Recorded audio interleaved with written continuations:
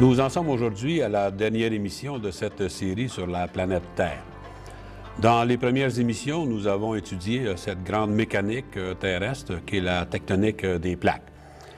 Nous avons vu que les plaques lithosphériques se déplacent à la surface de la planète depuis au moins 170 millions d'années, avec des conséquences comme la formation des océans, la dérive des continents, la naissance de phénomènes comme les séismes, le volcanisme, la déformation des roches ou la formation de chaînes de montagnes.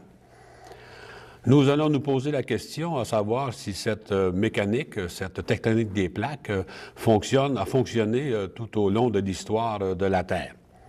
Évidemment, vous connaissez la réponse, mais nous allons voir tout ceci en détail.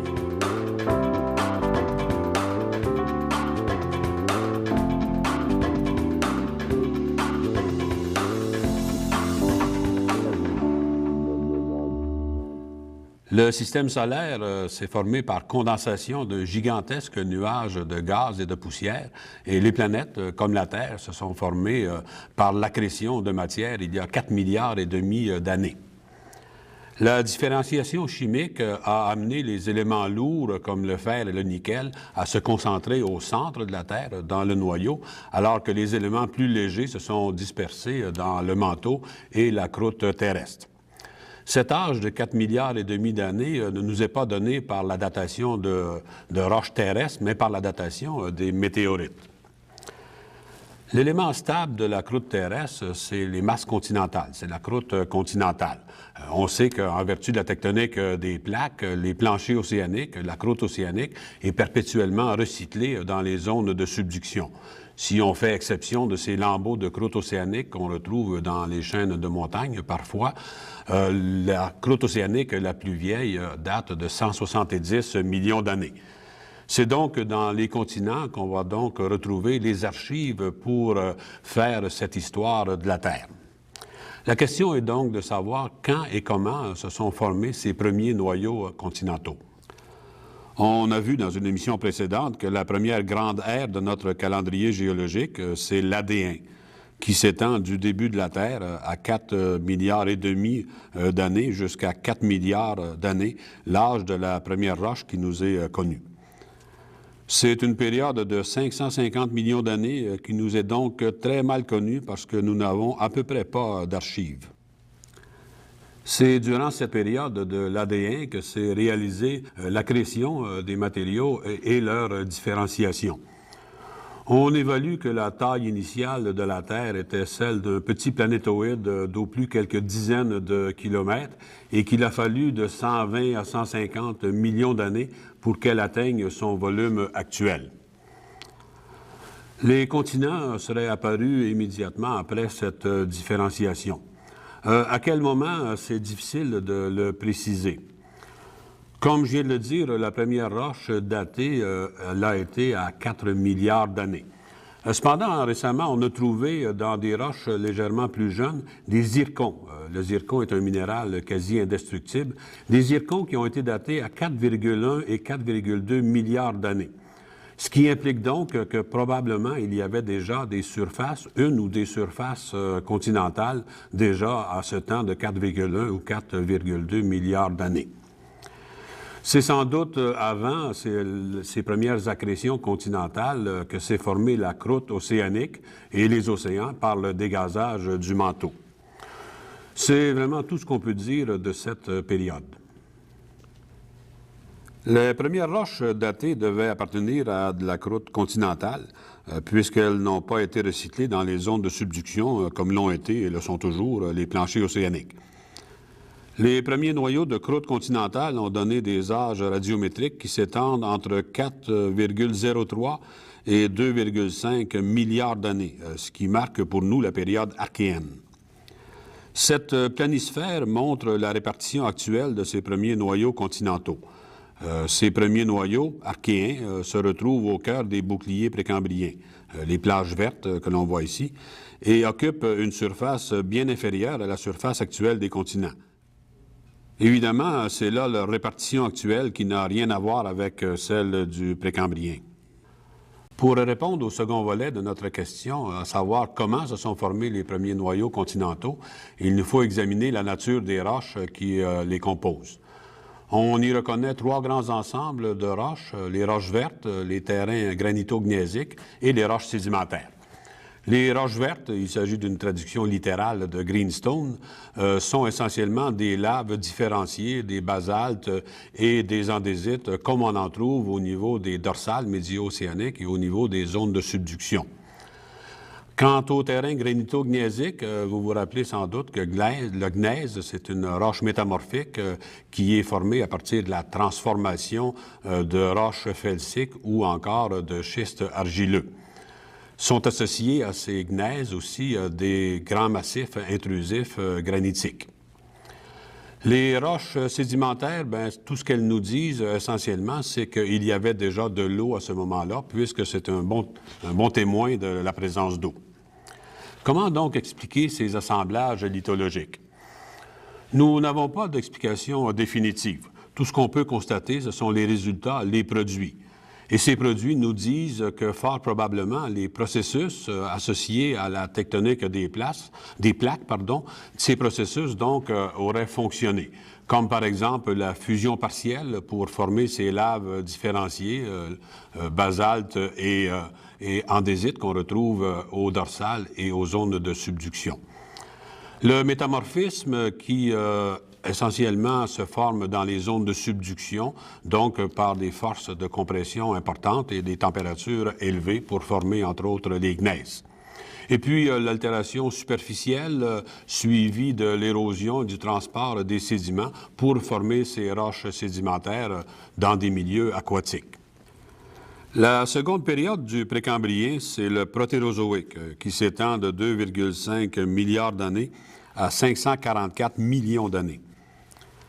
Si l'Archéen a été la période de la formation des premiers noyaux continentaux, le Protérozoïque, c'est la croissance de ces noyaux. Le volume de la croûte continentale va augmenter tout au long de cette période d'une durée de près de 2 milliards d'années. Cette courbe de croissance du volume des masses continentales nous exprime cette augmentation progressive. Sur l'axe vertical, on a le volume des masses continentales exprimé en pourcentage par rapport au volume actuel, 100 %. Sur l'axe horizontal, le temps géologique en milliards d'années. On y voit que durant la période archéenne, le volume de ces noyaux est demeuré modeste, autour de 30 % à la fin de l'Archéen. La croissance s'est faite surtout durant le Protérozoïque. Et à la fin du Protérozoïque, le volume des masses continentales avait, à toute fin pratique, atteint celui que nous connaissons aujourd'hui. En gros, l'histoire du Précambrien, une histoire qui couvre quelques 3 milliards et demi d'années, soit à peu près 90 % de toute l'histoire géologique. Donc, en gros, cette histoire peut se résumer par la formation des premiers noyaux continentaux à l'Archéen et leur croissance durant le Protérozoïque. Cette histoire est complexe et elle n'est pas facile non plus à décrypter parce que ces roches sont vieilles et souvent elles ont subi des transformations qui masquent leur nature originelle. Elles sont aussi souvent recouvertes par des terrains plus jeunes, ce qui évidemment ne nous permet pas de les étudier facilement. Et puis surtout, elles ne contiennent pas de fossiles qui auraient pu nous permettre de les dater de façon détaillée. Pour illustrer comment s'est faite cette croissance, prenons l'exemple du bouclier précambrien qui forme l'ossature de l'Amérique du Nord et qu'on appelle le plus souvent le bouclier canadien.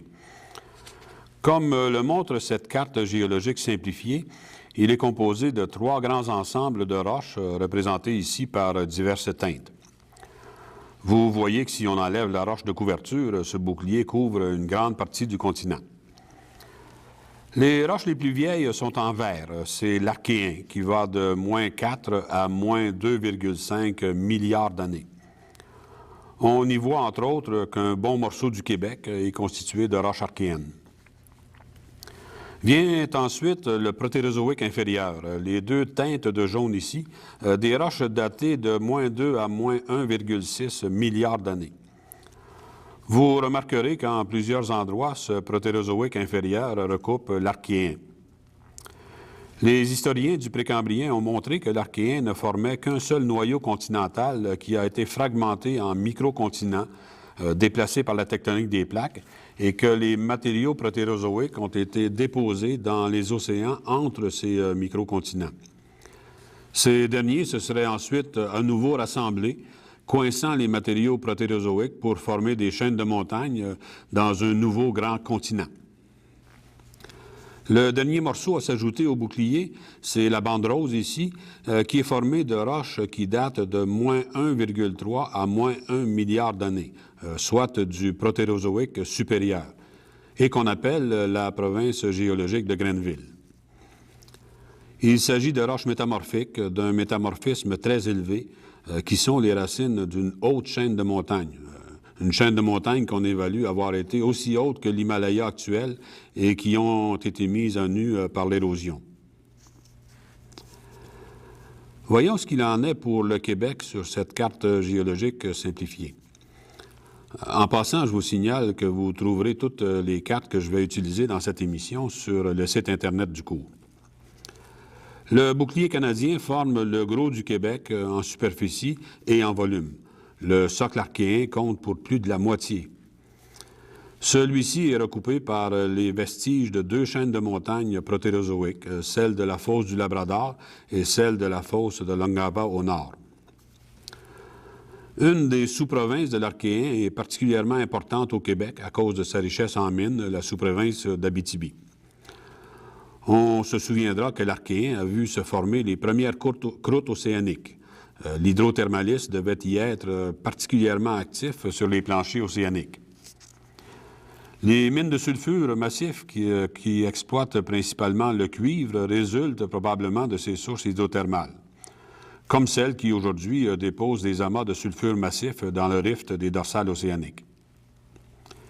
Les mines d'or, elles, sont le résultat de la circulation des fluides magmatiques et hydrothermaux le long de grandes fractures dans la croûte terrestre. Tout Abitibien connaît très bien la faille de Cadillac.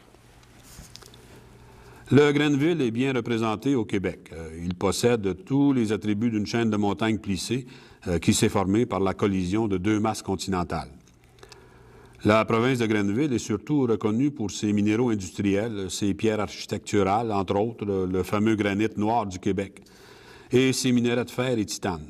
Le Québec est l'un des principaux producteurs d'oxyde de titanium au monde. On voit donc qu'on peut dire avec passablement de confiance que la tectonique des plaques a fonctionné durant le Précambrien et que c'est grâce à ce jeu que finalement les continents ont atteint leur volume actuel. On a même des évidences pour dire qu'à certaines périodes du Précambrien, il y a eu la formation de mégacontinents. Entre autres, on a de bonnes évidences pour reconstituer un de ces mégacontinents qui a existé il y a 750 millions d'années, une sorte de Pangée de l'époque qu'on a appelé Rodinia. Voici une reconstitution de ce Rodinia. Ce mégacontinent se trouvait dans l'hémisphère sud. On y voit le contour des masses continentales actuelles. En noir, ce sont des chaînes de montagnes. Je veux simplement attirer votre attention pour le moment sur le fait que sur ce mégacontinent, il y avait coincé entre la masse continentale qui forme aujourd'hui l'Amérique du Nord et celle qui forme l'Amérique du Sud, la haute chaîne de montagnes de Grenville, cet Himalaya de la fin du Protérozoïque. Voilà pour cette histoire du Précambrien. Nous allons maintenant passer à l'histoire d'époque plus récente, du Paléozoïque à nos jours, une histoire que nous connaissons beaucoup mieux.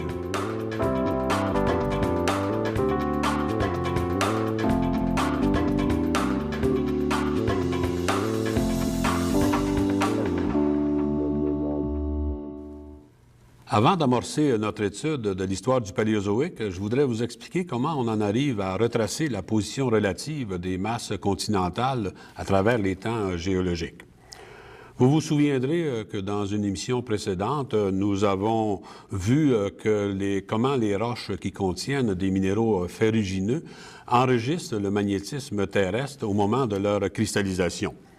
On avait surtout parlé de l'enregistrement du sens de la polarité magnétique et c'est à partir de ça qu'on avait, par exemple, construit une échelle magnétostratigraphique.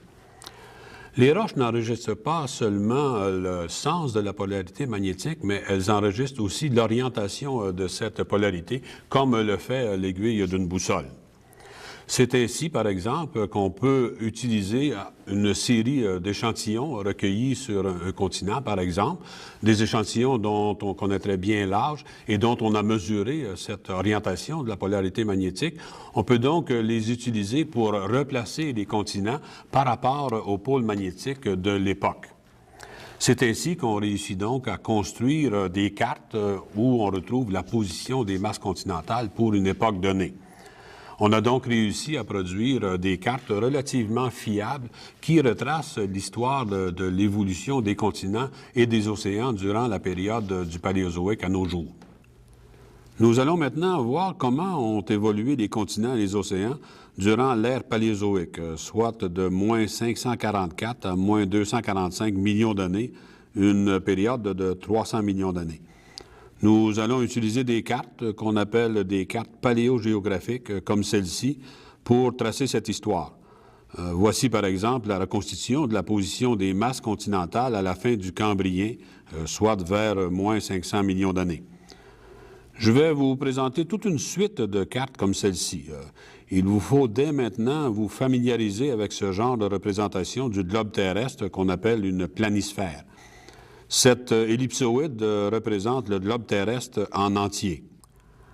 Cela n'est pas facile à visualiser pour celui qui n'est pas habitué à regarder ce genre de carte. Voyons avec le globe ici. C'est tout comme si je coupais le globe terrestre ici à l'arrière et que je l'ouvrais pour ramener les deux panneaux ici vers l'avant. Cela signifie que les éléments qu'on retrouve aux deux extrémités de la planisphère, en fait, sont soudés ensemble.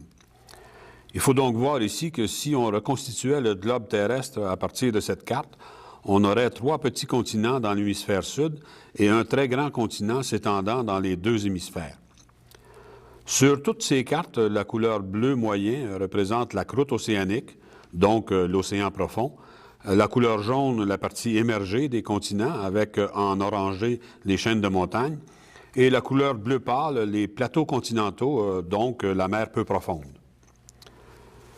Je vous ai dit il y a quelques minutes que vers les 750 millions d'années, il y avait un mégacontinent qui rassemblait toutes les masses continentales, Rodinia. Voici une autre façon de représenter Rodinia. Par la suite, ce mégacontinent s'est fragmenté. Nous verrons tantôt pourquoi. Et des morceaux de croûte continentale ont commencé à dériver. J'utilise ici le mot « dérive » là, pour faire image, mais n'oublions pas que cette dérive des continents correspond, comme nous l'a enseigné la théorie de la tectonique des plaques, à la fabrication de nouveaux planchers océaniques et au processus du tapis roulant. Ce n'est que vers les 600 millions d'années que Rodinia a commencé à se fragmenter. Voyons par exemple ce qui s'est passé au niveau du trait noir sur une coupe. C'est là que se trouvait la chaîne de Grenville avec de part et d'autre les masses continentales de l'Amérique du Nord et de l'Amérique du Sud. Une accumulation de chaleur sous Rodinia a fragmenté cette portion du continent au niveau du Grenville et a créé un rift continental. Ce rift s'est abaissé progressivement avec son étirement et à la toute fin du Protérozoïque, il y a 560 millions d'années, la croûte océanique a commencé à se former dans le rift. Ce dernier a été envahi par l'océan pour créer un début de mer linéaire entre les masses continentales de l'Amérique du Nord et de l'Amérique du Sud. À cette époque, 2 continents ont commencé à s'individualiser, Laurentia et Sibéria. 20 millions d'années plus tard, au début du Cambrien, la masse continentale de l'Amérique du Nord, c'est-à-dire Laurentia, est nettement séparée de celle de l'Amérique du Sud par une longue mer linéaire. La chaîne de Grenville se retrouve de part et d'autre de cette mer, ce que j'ai souligné ici par les traits rouges. Le Québec possède donc une affinité géologique avec l'Amérique du Sud. À cette époque, donc, on retrouve 3 continents bien individualisés. Je vous signale que les géologues ont nommé ces anciens continents. Laurentia, qui en gros correspond aux masses continentales précambriennes qui forment une bonne partie de l'Amérique du Nord actuelle, moins la Floride, plus le Groenland et l'Écosse. Baltica, qui correspond au terrain précambrien de la Scandinavie actuelle, la Russie, la Pologne et le nord de l'Allemagne, puis Sibéria, qui correspond au bouclier sibérien. Puis il y a un grand continent, ce qui reste de Rodinia, qui n'est pas encore fragmenté, Gondwana. La traînée de points formant un arc correspond à un arc volcanique insulaire soulignant une longue zone de subduction. Les flèches bleues sur les continents indiquent le déplacement relatif des masses continentales. Il va s'ouvrir progressivement un océan entre Laurentia et Baltica, un océan que les géologues ont baptisé Iapetus. Nous allons suivre d'un peu plus près l'évolution de cet océan. Faisons une coupe le long de la ligne noire pour illustrer la nature de cet océan. Cet océan, il s'ouvrait grâce à l'étalement des fonds océaniques à partir d'une dorsale. Il s'y déposait des sédiments. Sur le plateau continental de Laurentia, par exemple, se déposaient des sédiments d'eau peu profonde, des sables, des boues, des calcaires. Une faune et une flore localement abondantes vivaient sur ces fonds marins et ont été incorporés dans les sédiments. Plus au large, des quantités énormes de sédiments provenant de l'érosion de la chaîne de Grenville se déposaient au pied du talus continental sur le glacis. C'est ce qui va créer cette immense pile de sédiments déposés par courant de turbidité à la marge de Iapetus, une pile sédimentaire dont je vous ai déjà parlé. Durant pratiquement tout le Cambrien, la marge de Laurentia correspondait à une marge passive. 40 millions d'années plus tard, c'est-à-dire il y a 500 millions d'années, à la toute fin du Cambrien, l'océan Iapetus avait atteint son ouverture maximale. Au début de l'Ordovicien, il y a 480 millions d'années, il s'est alors développé à la marge de Laurentia une zone de subduction, créant du même coup un arc volcanique insulaire dont on retrouve aujourd'hui des vestiges dans les Appalaches du Québec. La marge passive s'était transformée en marge active. Le mouvement s'était renversé. L'océan Iapetus commençait à se refermer et Laurentia et Baltica convergeaient. À nouveau, faisons une coupe à la marge de Laurentia. Des épanchements volcaniques venant de l'arc insulaire se mêlaient aux grandes épaisseurs de boue et de sable qui s'accumulaient entre la marge continentale et l'arc volcanique. Le petit bout de croûte océanique à la marge de Laurentia étant progressivement digéré dans l'asténosphère, l'arc volcanique et le continent se dirigeaient fatalement vers une collision. Au milieu de l'Ordovicien, vers les 460 millions d'années, cette collision eut lieu et c'est ce qui a formé une chaîne de montagnes immature qu'on a appelée la chaîne taconienne. Nous le verrons, c'est la première phase de la chaîne des Appalaches. Pour continuer avec nos petites coupes à la marge de Laurentia, voici donc cette situation. Puisque le mouvement de fermeture est encore actif, il se crée à nouveau une zone de subduction à la marge de la chaîne taconienne. Mais revenons à notre carte du milieu de l'Ordovicien. Le rapprochement des masses continentales ne se faisait pas uniquement entre Laurentia et Baltica, mais aussi entre Laurentia et Sibéria, pendant qu'au sud, une petite masse continentale s'était détachée de Gondwana et migrait vers le nord. On a appelé cette petite masse Avalonia. Au début du Silurien, 20 millions d'années après la formation de la chaîne taconienne, Iapetus est un océan étroit entre Laurentia d'une part et Baltica et Avalonia d'autre part. À la fin de l'Ordovicien, la marge de Gondwana, plus particulièrement le nord de l'Afrique actuelle, avait atteint le pôle sud. On connaît par exemple au Maroc des dépôts glaciaires d'âge ordovicien supérieur. Au début du Silurien, donc, il se définit un espace océanique entre, au nord, Laurentia et Baltica, et au sud, Gondwana. C'est ce qu'on a appelé l'océan Réique. Faisons à nouveau une coupe au niveau du trait noir. Sur la marge de Laurentia, la faible élévation de la chaîne taconienne a permis une érosion rapide qui, couplée à une subsidence tectonique, a amené un envahissement progressif de la mer. Il s'est donc développé entre Laurentia et Avalonia un bassin marin, toujours l'océan Iapetus, qui, durant tout le Silurien et une grande partie du Dévonien, recevra les sédiments provenant de l'érosion de la chaîne taconienne et du continent Laurentia, ainsi que des épanchements volcaniques reliés à une zone de subduction au large de la chaîne taconienne. Au Québec, sur la plateforme d'Anticosti, à gauche, se déposaient des calcaires en eau peu profonde. Dans le bassin de Gaspésie, les suites sédimentaires se déposaient dans des milieux relativement peu profonds de type plateau continental, par-dessus les couches plissées de la chaîne taconienne. Par exemple, c'est vers la fin du Silurien que s'est développée à la marge de la plateforme une grande barrière récifale de plus de 1000 km de long. Les parties plus profondes du bassin correspondent au bassin du Nouveau-Brunswick. Au large de Valonia, il y avait toujours cet océan Réique. À la fin du Silurien, Iapetus est presque fermé et la collision est imminente. C'est au milieu du Dévonien, vers les 390 millions d'années, qu'elle a eu lieu et qu'elle a formé la chaîne acadienne en Amérique du Nord et celle des Calédonides en Grande-Bretagne et Scandinavie. En fait, si vous vous souvenez d'un des arguments de Wegener pour sa dérive des continents, vous savez qu'il s'agit de la même chaîne de montagnes.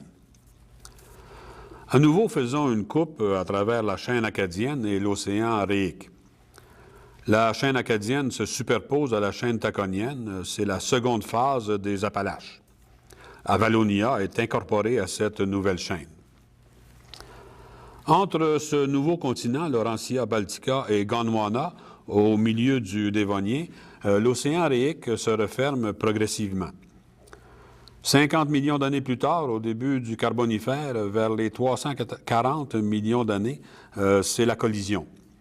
C'est la dernière phase de la formation des Appalaches.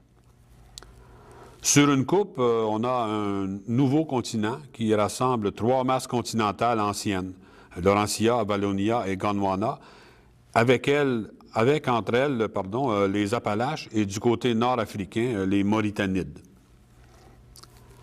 Finalement, à la fin du Carbonifère, il y a 300 millions d'années, une dernière collision entre ce nouveau grand continent et Sibéria crée la chaîne des Urals. La Pangée de Wegener est née. Voilà pour cette histoire des continents et des océans au Paléozoïque. Pour plusieurs, cela peut paraître passablement fantaisiste, mais je vous signale que nous avons des évidences pour cette histoire. Des évidences, bien sûr, basées sur le paléomagnétisme, mais aussi sur des observations géologiques, comme par exemple la présence de vestiges de glaciation à l'Ordovicien au Maroc, ou encore cette grande barrière récifale au Silurien en Gaspésie. La délimitation des zones terrestres par rapport aux zones marines ou encore le tracé des lignes de rivage, tout cela est supporté par des faunes fossiles très bien étudiées. Évidemment, ce que l'on connaît, c'est la position des continents. Et on présume donc qu'entre les continents, il y avait des océans et en dessous des océans, de la croûte océanique. Évidemment, cette croûte océanique ne nous est pas connue si on fait exception de ces lambeaux de croûte océanique qu'on retrouve dans les chaînes de montagnes. La croûte océanique la plus vieille, vous le savez, est de 170 millions d'années. Je suis bien conscient que raconter comme cela, la chose n'est pas facile à assimiler. Aussi, vous trouverez sur le site Internet du cours toutes ces petites cartes et vous pourrez donc vous y pencher à tête reposée. Je tiens aussi à vous signaler que toutes ces cartes ont été construites par le professeur Christopher Scotese de l'Université A&M du Texas. Vous trouverez la référence sur le site Internet. J'ai posé la question au début de cette émission, à savoir si la tectonique des plaques avait fonctionné durant les temps anciens de l'histoire géologique de la Terre. Et je pense que je viens de vous montrer qu'au Paléozoïque, elle a bel et bien fonctionné. L'exemple de l'évolution de l'océan Iapetus en est une très bonne illustration. Les Appalaches ont été étudiées depuis plus de 200 ans par les géologues canadiens et américains et que ce n'est que lorsqu'on a compris les mécanismes, les processus de la tectonique des plaques qu'on a été capable de relater une histoire plausible de cette chaîne de montagnes.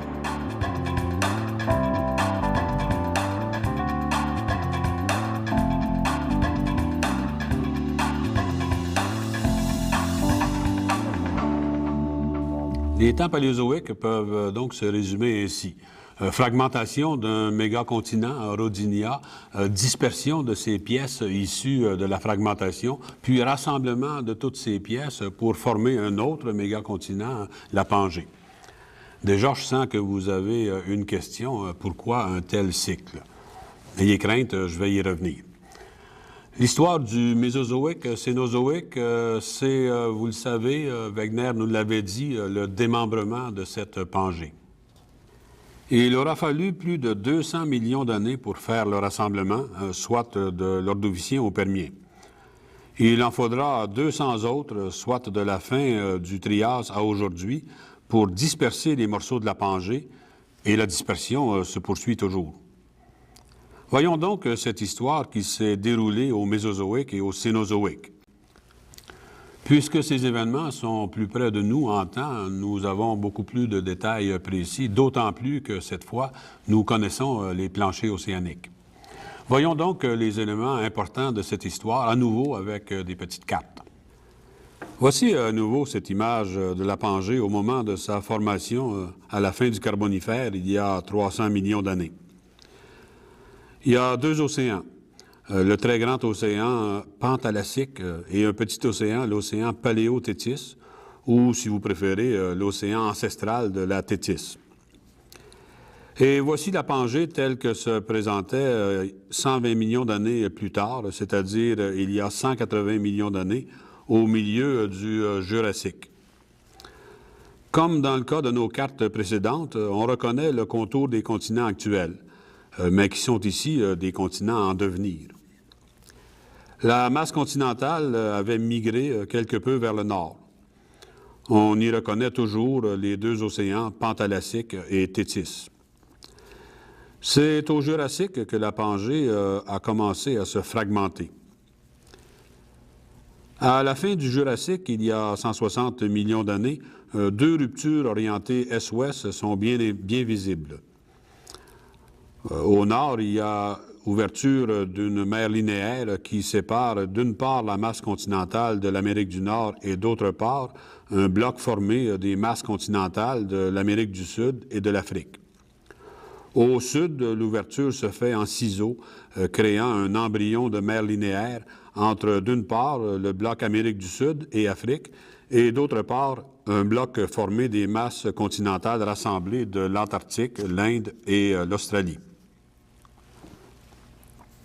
Au début du Crétacé, il y a 120 millions d'années, l'ouverture de la mer linéaire au nord s'accentue. C'est l'embryon de l'océan Atlantique. La rupture du sud est consommée. Les deux blocs continentaux sont séparés. Il est à noter que le bloc Antarctique Inde-Australie commence à se disloquer. Entre autres, à surveiller, la petite masse continentale qui deviendra l'Inde amorce une migration vers le nord. Mais revenons à notre petit coin de pays et voyons une coupe au niveau de cet océan Atlantique embryonnaire. La dernière image que nous avions de cette zone nous montrait qu'au Carbonifère, on avait cette configuration avec deux chaînes de montagnes, les Appalaches et les Mauritanides, qui faisaient partie de la Pangée. La rupture, la séparation s'est faite au niveau des Mauritanides avec la conséquence qu'une partie des Mauritanides est restée du côté nord-américain. Elle forme aujourd'hui, entre autres, une bonne partie de la Nouvelle-Écosse. Alors que l'autre partie se retrouve au nord de l'Afrique, au Maroc. Revenons à notre carte du début du Crétacé. Le bloc Amérique du Sud-Afrique commence à se fragmenter dans une direction nord-sud cette fois, et une mer linéaire commence à se développer. 40 millions d'années plus tard, les continents de l'Amérique du Sud et de l'Afrique seront vraiment séparés. Notez que le petit bloc continental qui deviendra l'Inde est détaché des autres masses continentales et est en pleine migration vers le nord. Il y a 40 millions d'années, à l'Éocène, l'océan Atlantique est bien individualisé. L'Inde a rejoint une série de micro-continents qui commencent à s'agglomérer. Au Miocène, il y a à peine 10 millions d'années, la configuration des continents et des océans ressemble passablement à ce que nous avons aujourd'hui. L'Inde a embouti tous ces microcontinents et les a comprimés vers la Chine pour former l'Himalaya. Finalement, la poursuite de tous ces mouvements a conduit à la configuration actuelle des continents et des plaques lithosphériques. Durant toute cette période, se sont formées les chaînes de montagnes suivantes. La cordillère de l'Ouest nord-américain, la cordillère des Andes, les Pyrénées, le système alpin, les Atlas et bien sûr l'Himalaya. Nous venons de voir qu'à la fin du Précambrien, il y avait un mégacontinent, Rodinia, qui a été fragmenté, ses pièces dispersées, puis ses pièces rassemblées pour former un nouveau mégacontinent, la Pangée, qui à son tour a été fragmenté et ses pièces ont été dispersées. On peut donc se poser deux questions. Pourquoi un tel cycle de mégacontinents, fragmentation, rassemblement, dispersion, un nouveau mégacontinent? Et y a-t-il eu plusieurs de ces cycles dans les temps géologiques? Voyons d'abord pourquoi un mégacontinent se fragmente.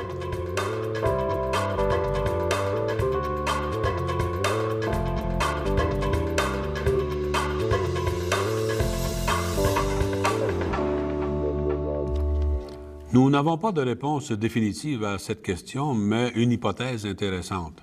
Il s'agit d'une hypothèse qu'on appelle le cycle des mégacontinents. Nous avons vu dans les premières émissions que finalement la Terre est une boule thermique et qu'il y a un flux de chaleur qui va de l'intérieur vers l'extérieur de la Terre qui est dû à la décomposition radioactive de certains éléments. Prenons un mégacontinent comme la Pangée, par exemple.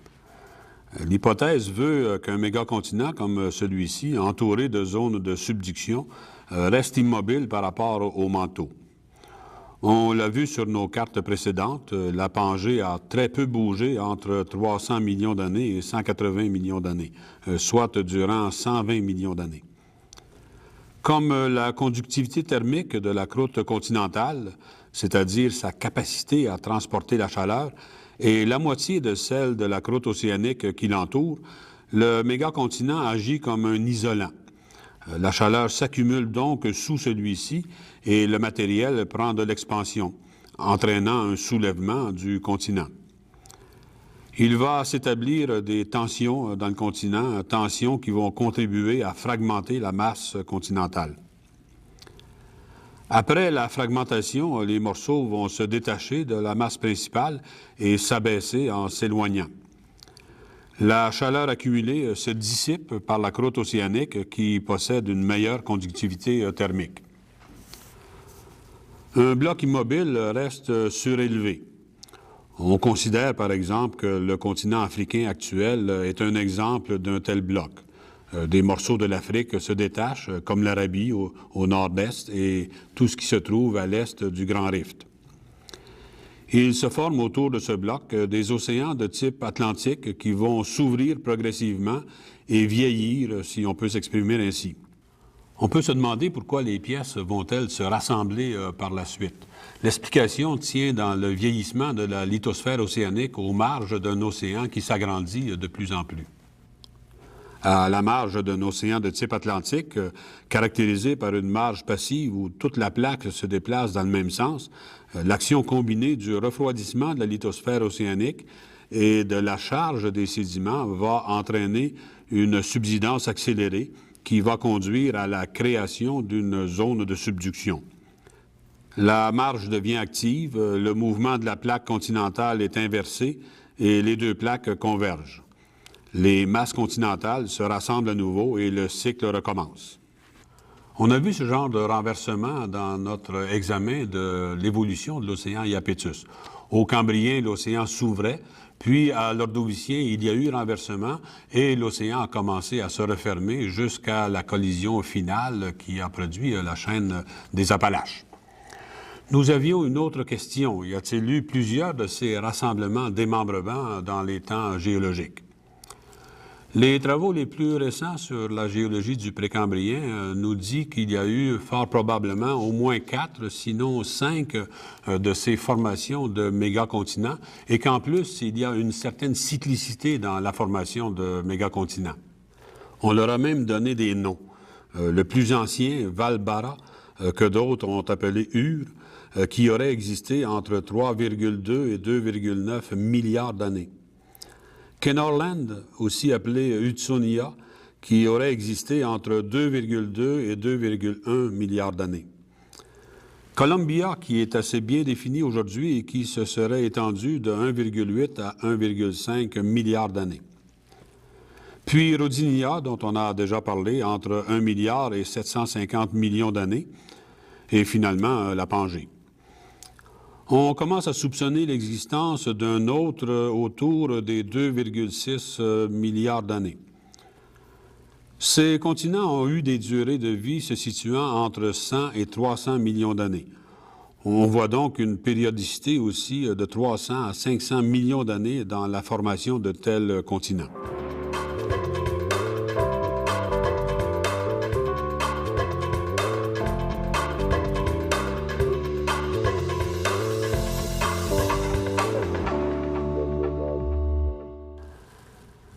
Nous venons de voir comment les grands phénomènes géologiques ont affecté les continents et les océans tout au long de leur histoire. Il y a un autre phénomène important qui s'est répété périodiquement à travers les temps géologiques, c'est le phénomène des glaciations. Nous avons déjà étudié ce sujet des glaciations. Nous nous étions particulièrement attachés à voir les mécanismes de la glaciation et les vestiges laissés par les glaces. Je ne reviendrai donc pas sur le sujet. Mais d'abord, faisons un petit peu d'histoire. Le phénomène des glaciations a pris un certain temps avant d'être reconnu. C'est Louis Agassiz, un géologue suisse qui a terminé sa carrière aux États-Unis, qui a proposé que dans certaines périodes géologiques, les glaces étaient beaucoup plus étendues sur les continents qu'elles ne le sont actuellement. C'est par l'observation de ce qu'on appelle des blocs erratiques en Europe, et particulièrement dans le Jura, qu'il en est venu à cette conclusion. Les blocs erratiques, ce sont de gros blocs rocheux qu'on retrouve dispersés ici et là et qui peuvent atteindre parfois plusieurs mètres de diamètre. Ils sont le plus souvent arrondis et surtout, ils sont de composition différente de celle des roches sur lesquelles ils reposent. Comme ici, par exemple, ces blocs de roches ignées qui reposent sur des calcaires bien stratifiés. Ce qui implique que ces blocs viennent d'ailleurs. Ils ont été transportés. Avant Louis Agassiz, ces blocs avaient quand même attiré l'attention. Les Romains prétendaient qu'ils étaient le résultat des colères de Jupiter et d'Hercule. Les premiers naturalistes avaient l'explication toute trouvée. Les blocs avaient été transportés par les eaux du déluge. Les premiers géologues avaient quand même observé que ces blocs avaient une composition très semblable à celle des roches de la Scandinavie. Ils avaient aussi observé que ces blocs se retrouvaient sur une grande partie de l'Europe, particulièrement au nord et au centre de l'Europe, mais qu'ils ne se retrouvaient pas au sud, du côté de la Côte d'Azur, par exemple. Charles Lyell, juste un peu avant la proposition d'Agassiz, a réalisé la synthèse parfaite entre la science et la Bible.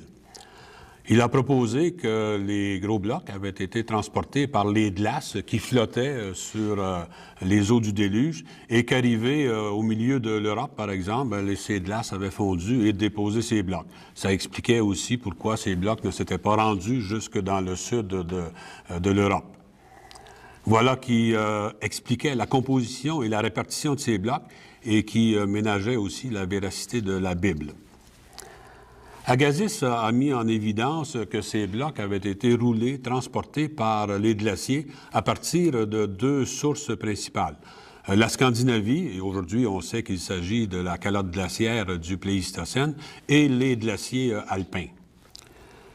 Il a fallu pas mal de temps pour que finalement on comprenne qu'il s'était développé une grande calotte glaciaire durant le dernier 2 millions d'années, la calotte du Pléistocène dont nous avons abondamment parlé dans la 7e émission.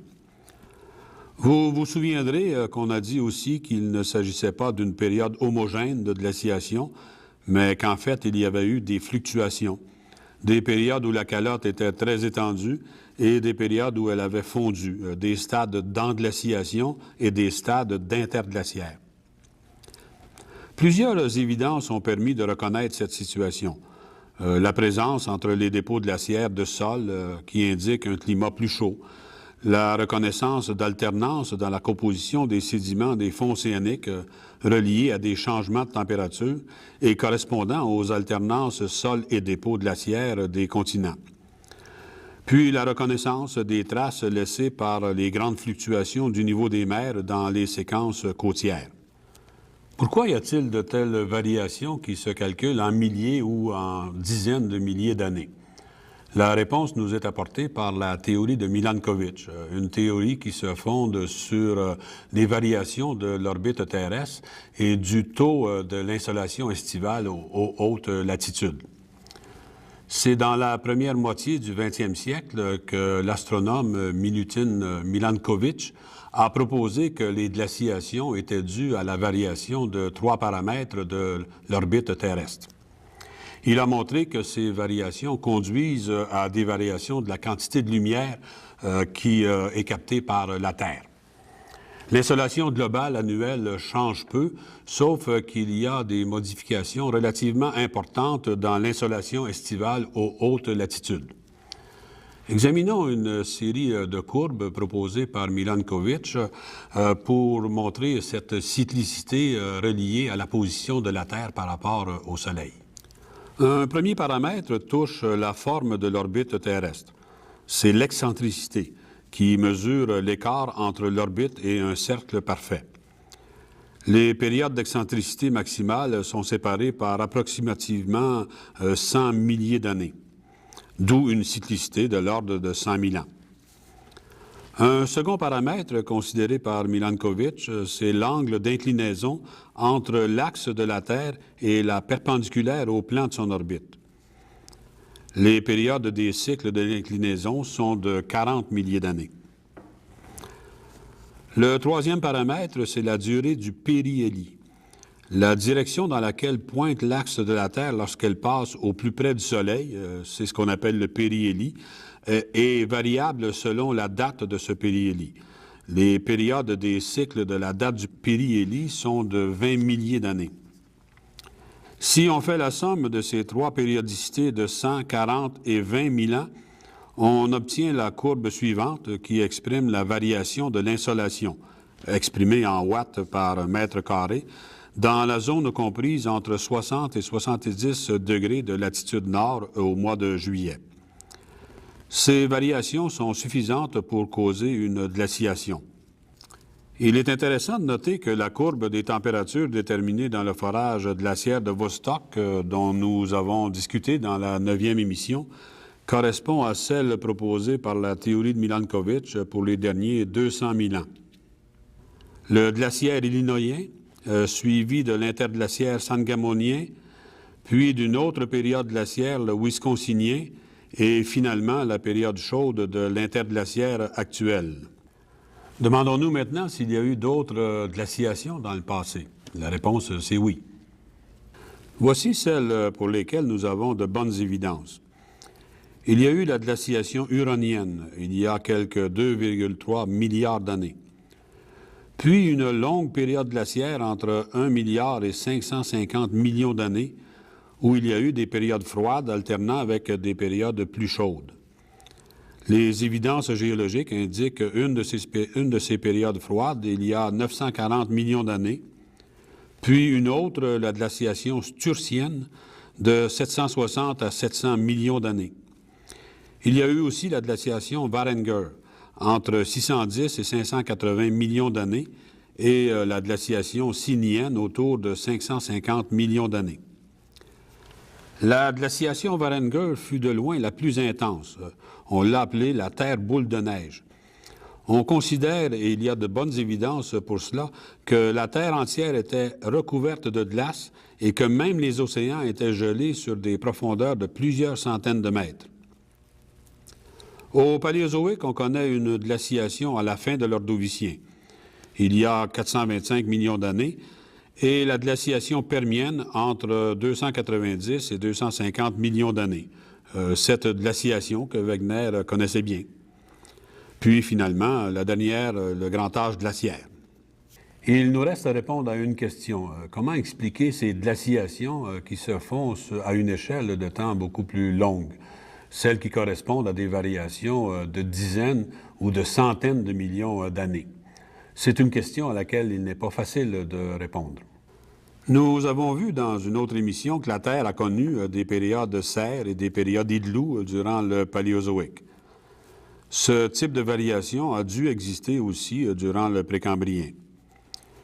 Bien qu'on comprenne encore mal les processus réellement impliqués, des facteurs comme l'action de la biosphère, la capacité d'absorption du CO2 des océans, le taux d'érosion des surfaces continentales, le recyclage des carbonates dans l'océan, la configuration des plaques tectoniques sont tous possiblement des facteurs qui ont contribué à créer cette alternance de grandes périodes chaudes et froides. Il est un fait à noter, c'est qu'on ne peut pas développer une calotte glaciaire s'il n'y a pas de croûte continentale dans les régions polaires. Par conséquent, la configuration des continents, reliée à la tectonique des plaques, joue un rôle certain dans notre capacité à reconnaître les traces d'une glaciation. Je ne voudrais pas terminer ce bloc de 4 émissions sur l'histoire de la Terre sans vous signaler des petites lectures, mais cette fois une lecture un peu spéciale. Il s'agit d'une série de bandes dessinées qui ont été produites par le BRGM, c'est-à-dire le Bureau de recherche géologique et minière en France, et par la société Total. Il s'agit d'une série de 6 bandes dessinées qui ont été publiées dans le milieu des années 1980. Je vous en montre quelques exemples. Par exemple, le premier de la série est intitulé « L'Arche du Cosmos ». Évidemment, on parle des premiers temps de la Terre et on parle entre autres de ce bombardement de météorites qu'a subi la Terre dans le début de son histoire. Un autre de la série, le numéro 3, par exemple, qui est intitulé « La première colonie », qui nous parle de l'évolution de la vie et des continents au Paléozoïque. Le numéro 4 va certainement en intéresser plusieurs. Il est intitulé « L'Empire des dinosaures ». Évidemment, c'est la vie du Mésozoïque.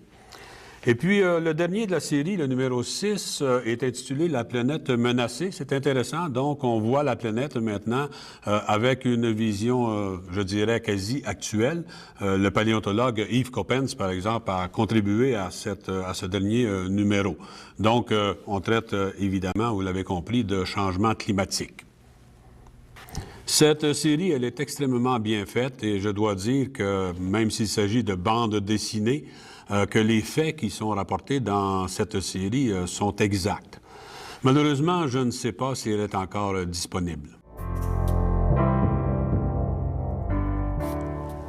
Nous voilà au terme de cette série sur la planète Terre.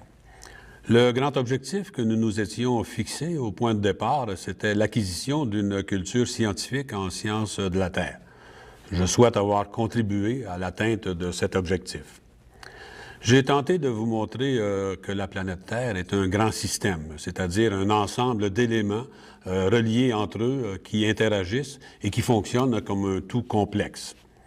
J'ai particulièrement insisté sur 2 aspects qui présentent une très bonne illustration de ce grand système.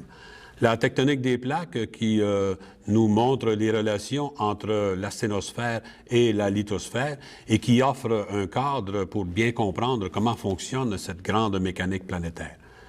Et les grands cycles biogéochimiques qui régissent les échanges entre continents, océans et atmosphères et qui sont essentiels à comprendre pour bien saisir les enjeux des changements climatiques.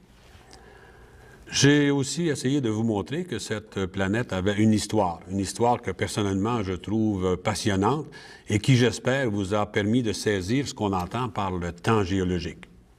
À ceux et celles d'entre vous qui auront choisi de faire carrière en sciences de la Terre, je vous souhaite d'avoir autant de plaisir et de satisfaction que j'en ai à étudier cette planète Terre. Je vous remercie bien sincèrement d'avoir suivi attentivement cette série d'émissions et je remercie aussi tous ceux qui ont contribué à sa réalisation.